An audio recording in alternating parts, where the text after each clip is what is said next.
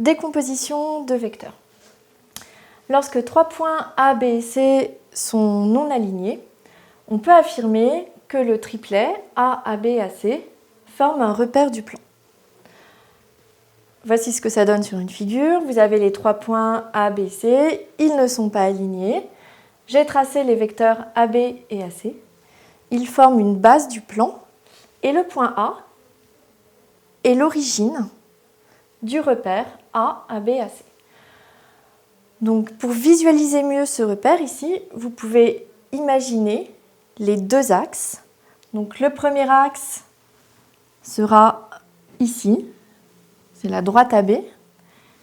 Le deuxième axe, c'est la droite AC.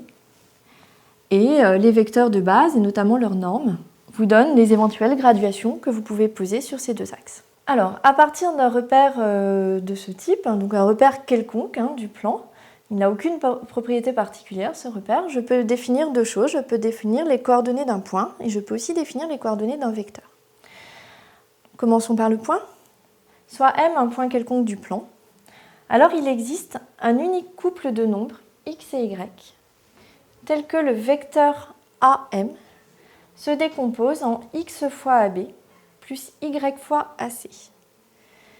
Lorsqu'on a une telle décomposition, on dit que le couple XY sont les coordonnées du point M.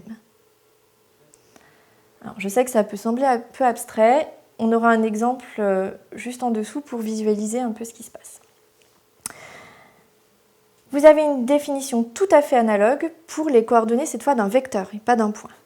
Donc, pour un vecteur U, lorsqu'on a la décomposition vecteur U égale x fois le vecteur AB plus y fois le vecteur AC, on peut affirmer que x et y sont les coordonnées de U dans le repère A, AB, AC. Alors, voyons sur un exemple ici ce que ça peut donner. Donc, je vous ai proposé là deux vecteurs formés par 3 points qui ne sont pas alignés. Donc, tout va bien, j'ai bien mon repère du plan, le vecteur AB, le vecteur AC, et j'ai tracé ici légèrement en blanc les axes du repère pour que vous puissiez un peu imaginer ce qui se passe. Et nous allons placer le point M de coordonnées 2, 1 dans ce repère. Alors, pour faire les choses bien, je vous conseille de revenir à la définition. La définition, elle est là. Donc, dire que M a pour coordonnées 2, 1, ça signifie que le vecteur AM va se décomposer en 2 fois le vecteur AB plus 1 fois le vecteur AC. Donc ici, je ne fais que reprendre la définition. Et c'est avec cette écriture que je vais placer M, le construire. Donc pour le placer, j'ai besoin d'additionner le vecteur 2AB avec le vecteur AC. Alors, le vecteur 2AB, je peux le construire sur ma figure, sachant que AB est là. Vous savez que 2AB, c'est un vecteur qui va donc, ça va être le double de AB. Donc, il est 2 fois plus long. Il a le même sens et la même direction. Donc, voici en orange le vecteur 2AB. Le vecteur, alors ici, c'était une fois AC. Moi, j'ai rien à faire, le vecteur AC, il est là, il est déjà tracé. Donc, comment je place M maintenant ? Je dois construire le vecteur AM, qui est la somme de ce vecteur en orange et de ce vecteur en bleu. Alors, j'espère que vous vous souvenez de la somme de deux vecteurs. Vous avez dû voir ça en secondes. Ici, j'ai deux vecteurs qui ont la même origine, méthode du parallélogramme. Donc, je vais construire un parallélogramme ici, en partant de C, par exemple, et en traçant une droite qui est parallèle ici à la droite AB. Donc, ça me donne à peu près ça. Je suis au tableau, c'est pas évident de faire ça avec précision. Voilà à peu près une droite qui est parallèle ici à la droite AB.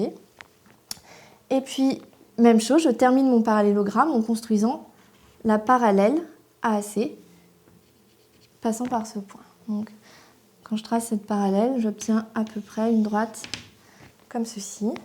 Donc, vous avez ici, c'est peut-être un peu moins oblique, hop. Vous avez ici le parallélogramme qui apparaît.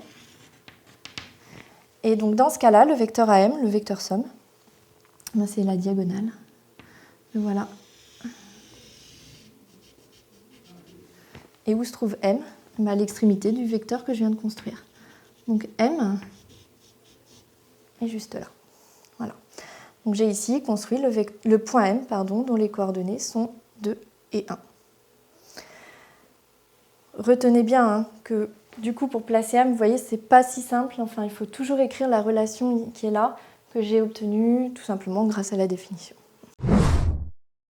En résumé, sur la décomposition de vecteurs, vous devez impérativement retenir par cœur la relation qui est là, vecteur AM égale x fois AB plus y fois AC, qui traduit que les coordonnées de M sont x et y dans le repère A, AB, AC, avec A ici l'origine du repère. Et vous avez quelque chose de tout à fait analogue pour le vecteur U, où vous trouvez ici les coefficients x, y, qui sont donc les coordonnées de U dans le repère A, AB, AC. L'intérêt de cette décomposition, c'est de pouvoir désormais se placer dans n'importe quel repère, plus forcément un repère orthonormal comme vous avez l'habitude de manipuler. C'est-à-dire qu'à partir de n'importe quelle configuration géométrique, je peux définir une origine, 2 vecteurs de base, donc j'ai mon repère, et si j'ai un repère, ensuite je peux travailler avec des coordonnées. Et donc j'ai toute une série de théorèmes qui s'appliquent. Par exemple, le critère de collinéarité dans un repère qui est très très facile à appliquer avec, vous savez, le petit produit en croix là, sur les diagonales. Si bien qu'on peut, comme ça, faire beaucoup de calculs sur les coordonnées, même dans des situations géométriques qui sont complexes.